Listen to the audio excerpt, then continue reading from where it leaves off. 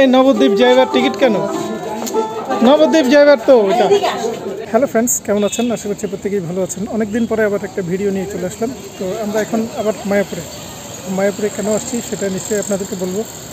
তো আমরা বেশ কিছুদিন আগে আসলে একবার মায়াপুর আসছিলাম, আপনারা নিশ্চয়ই জানেন। সেই ভিডিওটা শেয়ার করেছিলাম আপনাদের সাথে, তখন শীতকাল ছিল।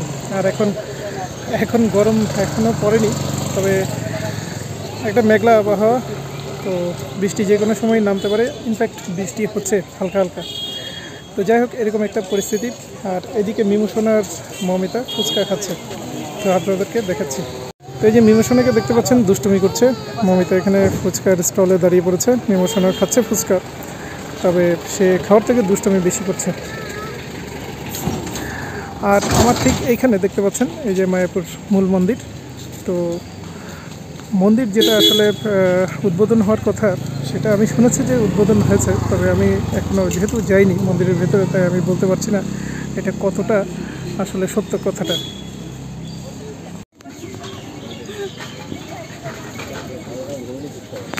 মেমো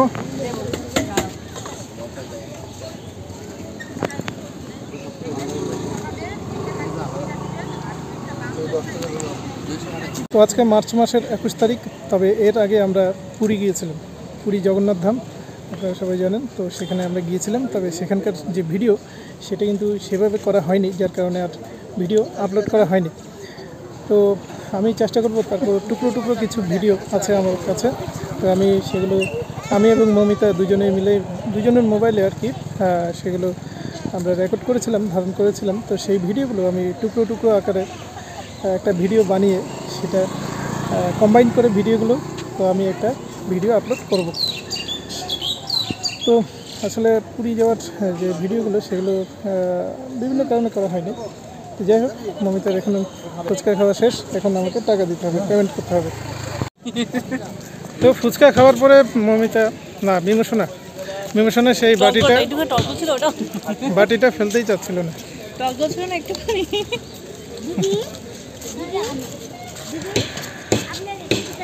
তো আমরা এখন যাচ্ছি গিফট নেওয়ার জন্য, গিফট কর্নার। কাগজটা আছে, কাগজ ছাড়া তো আর গিফট দেবে না। তো আমরা এখন গিফট কর্নারে যাচ্ছি। তো সেখান থেকে কিছু গিফট পাওয়ার কথা। তো দেখি কি গিফট দেওয়া হয়। দাঁড়া এই গাড়িটা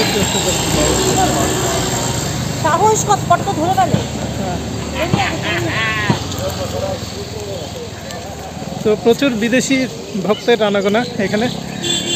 বিদেশি ভক্ত প্রচুর দেখা যাবে মায়াপুরে আসলে।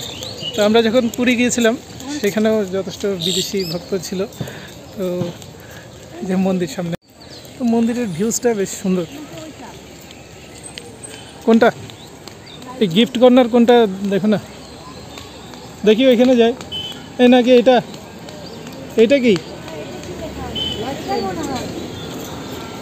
ওইটা লেখা আছে গিফট কর্নার? হ্যাঁ, এটা থাকতে পারে।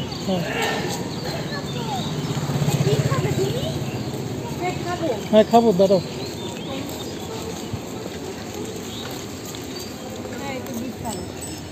এইখানে যাবো নাকি?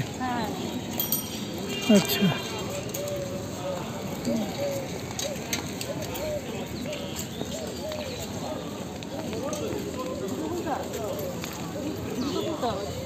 কী করতে হবে? জুতো তো খুলতেই হবে। জুতো পরে ঢুকবে, জুতো খুলো। তো গিফট পেয়েছি। তো গিফটের মধ্যে দেখলাম যে মূলত সব ভাগবত এবং গীতা। তো একটা পেটি আকারে গিফটটা দিয়েছে। তো ওটার দাম বলছে যে প্রায়, না ওটা তো ওজন 20 কেজি। আর দাম কত? তো এরপরে প্রসাদ পাওয়া যাবে। প্রসাদটা কোথায়? হ্যাঁ, আমার জন্য। তো প্রসাদ পাওয়া যাবে এরপরে। তো প্রসাদটা দেখছি কোথায়, মহাপ্রসাদ। তো এই যে মহাপ্রসাদ যেখানে দেওয়া হয় আমরা সেদিকেই যাচ্ছি। তো দেখা যাক মহাপ্রসাদ আসলে কি পাওয়া যায়, কি দেয়। তবে খিদে পেয়ে গেছে আমাদের, অনেক দূর থেকে আসছি। এই বৃষ্টিও তো হচ্ছে টুকটুক টুকটুক করে।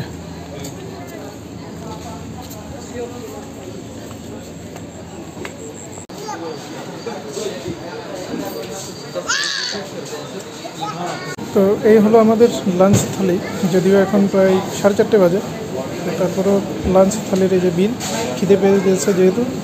তো এই যে দেখতে পাচ্ছেন এই হলো থালি। তো থালিতে এই সমস্ত আছে, এখানে পনিরের তরকারি, এটা কি আলু পটল, তারপর এঁচোড়, আর এখানে ডাল কাপের মধ্যে, বেগুনি, আর এটা রসগোল্লা, আর এখানে পায়েস। এই যে হচ্ছে মমিতা আর নিমোশনা। তো এই যে থালিটা নিয়েছে হচ্ছে 120 টাকা করে। তো আমাদের সমস্ত কাজ শেষ, খাওয়া দাওয়া শেষ।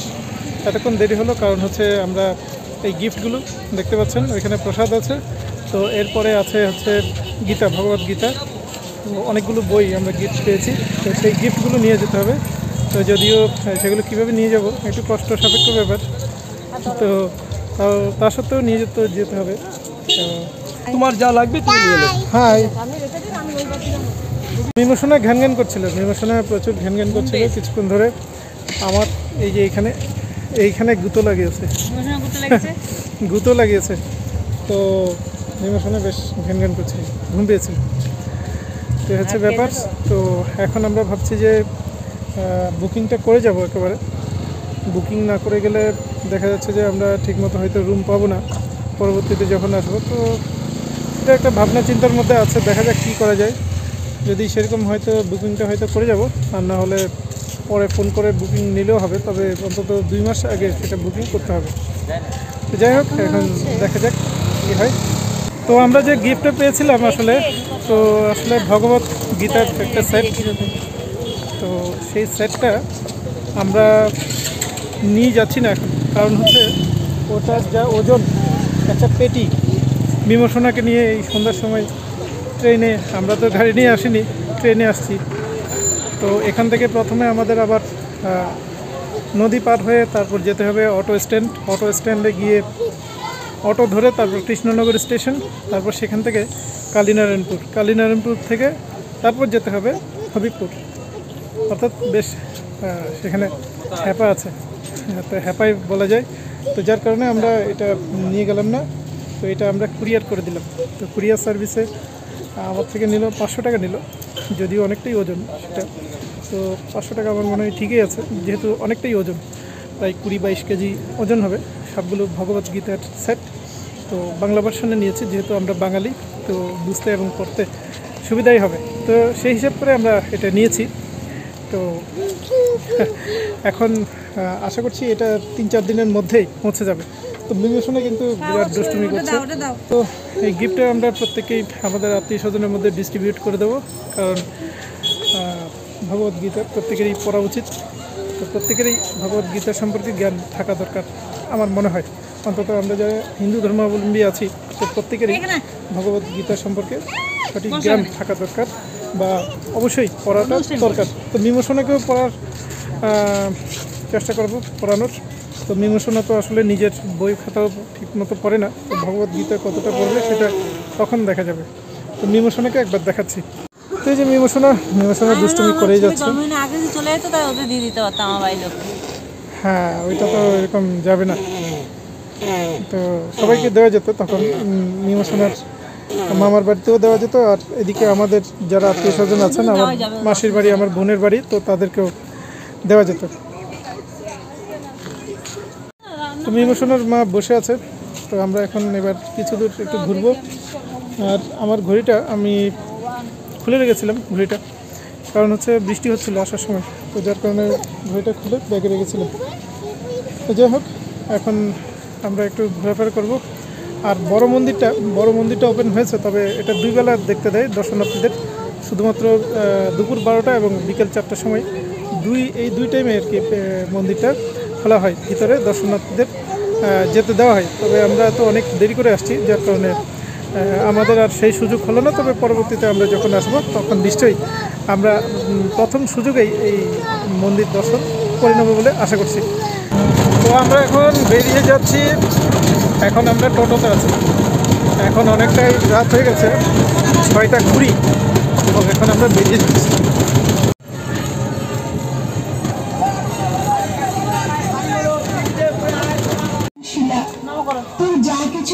নমো করে নমো নমো নমো নমো।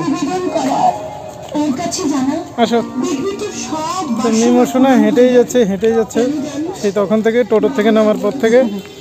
তো আমাদের যে ঘাট সেই ঘাটটা সামনে অনেকটাই দূরে হয়ে গেছে এখন। আগে যে ঘাটটাতে নামাতো সেখানে কিন্তু এখন নৌকা ভিড়ছে না, কারণ হলো এখানে নাকি জল কম। তো জল কমে যাওয়ার কারণে এখানে নৌকা ভিড়ছে না। টিকিটটা ওইদিকে পার হয়ে 5 টাকা নাকি 3 টাকা করে নিলাম, এখানে 5 টাকা হয়ে গেল কি করে? তো যাই হোক, হরে কৃষ্ণ। তো ওই দিক থেকে 3 টাকা করে ছিল, এখন 5 টাকা কি করে হয়ে গেল আমি বুঝতে পারছি না। একই সিস্টেম। যাবো হচ্ছে ওইদিকে। এই নবদ্বীপ যাইবার টিকিট কেন? নবদ্বীপ যাইবার তো ওইটা। তুমি তাহলে তুমি এইদিকে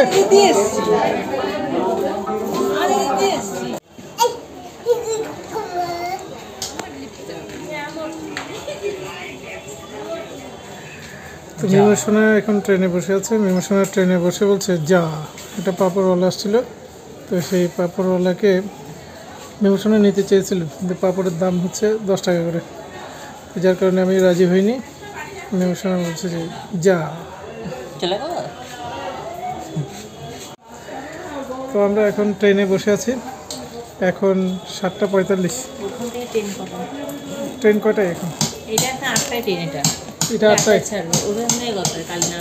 তো এখান থেকে 8টায় ছাড়বে মমিতা বলছে। তো নিশ্চয়ই অ্যাপসে দেখে নিয়েছে। তো কৃষ্ণনগর থেকে 8টায় ছাড়বে। এখান থেকে মোটামুটি 40 মিনিটের মতো লাগে নাকি 25 মিনিট নাকি 25 মিনিটের মতো লাগে। 25 মিনিটে আমরা কালীনারায়ণপুর পৌঁছে যাব। তারপর আবার হবিপুর যেতে হবে আমাদের, শান্তিপুর লোকাল ধরে। 8:50 শান্তিপুর। আচ্ছা, ওটা পৌঁছাবে হচ্ছে তোমার ইয়েতে 9টার সময় পৌঁছাবে। তো মিমো সোনার আবার মনে হলো হঠাৎ করে কেক খাবে, তো যার কারণে আমি আবার মিমো সোনার জন্য কেক নিয়ে আসলাম। তো মিমো সোনা এখন খাচ্ছে। এই যে মিমো সোনা কেক খাচ্ছে। মিমো কি খাচ্ছ?